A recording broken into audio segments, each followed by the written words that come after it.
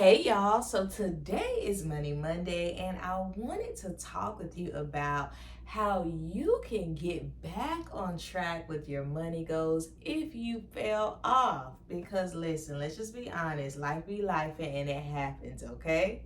But before I get started, please be sure to like, share, and subscribe to my channel.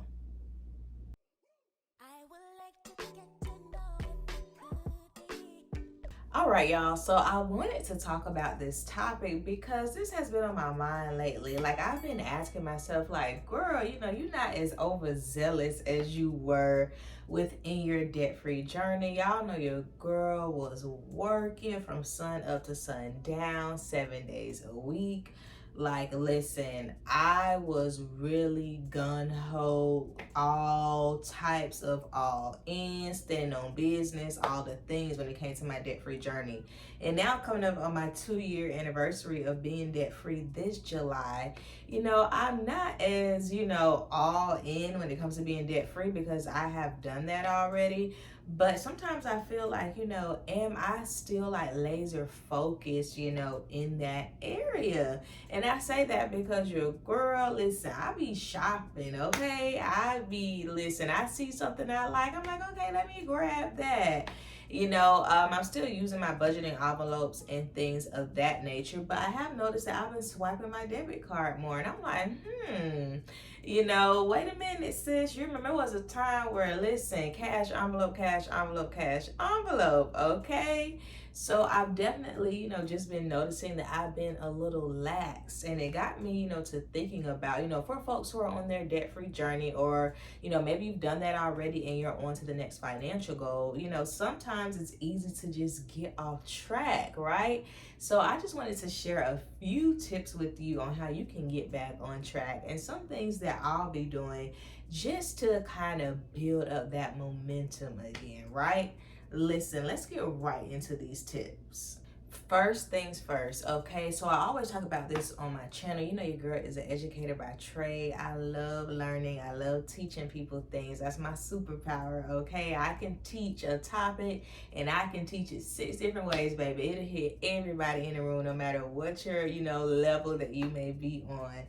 And one thing that I noticed that I've kind of fallen off from is educating myself on a regular basis, like I was. Like, typically during my debt-free journey and even after it, I would listen to the Dave Ramsey show like every day, at least one episode. And I've kind of gotten off track from that. So, if you have gotten off track from your money goals, are you taking in information on a daily basis? Like, there needs to be at least one thing that you're doing, that revolves your money, whether that is listening to a podcast, like the Dave Ramsey show, reading a book, maybe you have a book that you're reading each, quarter.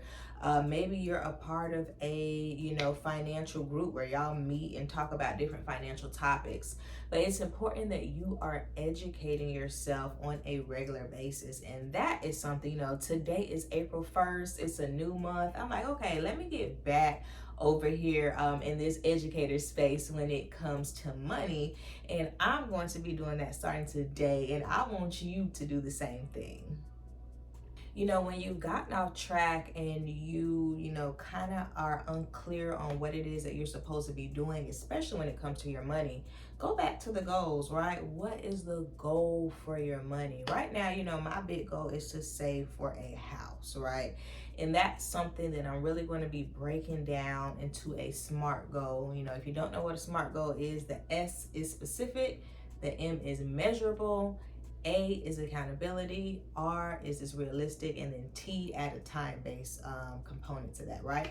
So that's what a SMART goal is. So that's one thing that I'm going to be breaking down for myself. That's really my next financial goal, is to, start getting, start looking into home ownership. I would like a bigger space. There's some things that I definitely, want when it comes to my home. So that's my next financial goal. But, think about that. What is your financial goal? Drop that in the comments right now. Next is accountability. who is holding you accountable? And that's a part of the SMART goals, right? And I've talked about this before. When you are really trying to tackle things when it comes to money, you gotta have somebody holding you accountable. I'll be honest, during my debt free journey, I held me accountable. I was really, really good with that, and right now my accountability is sharing with you that I need to get back laser focused on these money goals, right? So, what does your accountability look like? Is it telling someone, is it someone who checks in on those goals with you? What is it? That is so important because listen, sometimes we get a little weak, okay? You need somebody to tell you, girl, you don't need that. A guy, put that back. You don't need that either, right?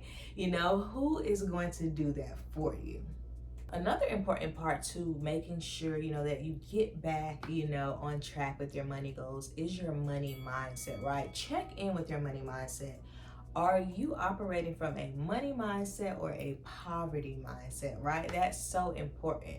If I am, holding myself accountable, if I am remembering my goals, why I'm doing this, if I am, slapping that hand away, from that debit card or, from that thing that I'm buying, that's my money mindset. That's me preparing myself for the future, preparing myself for my financial goals. The poverty mindset is the opposite. If I am operating from a place of lack, I got to spend it all because I ain't going to get, who knows what's going to happen tomorrow and promise, all those things that got us into debt, right? If you are operating, from that mindset, you got to check in with that. Why am I doing that? How did, I get back here? Those are really important things to just stay up on, okay? So listen, if you have gotten off your money goals, it's okay, okay? Just come on back to this side, right? We're going to make sure that we stay on track over here. And if you want to stay on track and learn more about my debt-free journey, be sure to purchase my $5 e-guide, y'all. It's only $5. It's in the description box of all of my videos and in the comment box below. And listen, if you want to know more about my financial journey and what I'm doing and how you can do it too, be sure to click this playlist here. Bye. I would like to get